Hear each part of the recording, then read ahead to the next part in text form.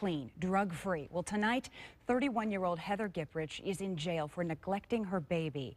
Police found that 9-month-old at a home in Elkhart. WSBT's Kelli Stopczynski looked into this. Kelli, police believe that woman who had the baby had been taking care of her for several days. But Jennifer, they're still trying to piece together a timeline for it all. Gipperich apparently forgot where she left the baby or who she left it with.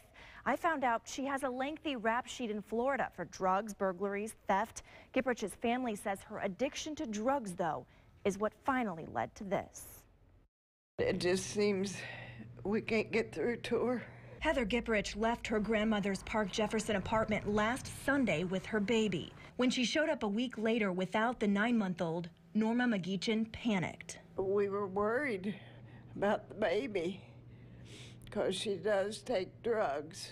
Heather's mom told me her daughter used heroin and other drugs before, but says she was clean throughout her pregnancy because she said she would never forgive herself if her baby was hurt because of her drug use.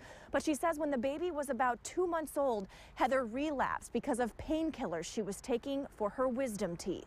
Police say Gipperich reported the 9-month-old missing around 4:30 yesterday afternoon. We had such limited information. I mean, it was so sketchy. Timelines were so bad. Gipperich told cops she saw a lot of people and went several different places during that 7 days, but she couldn't remember everything. So they called in about a dozen off-duty officers and started a frantic search.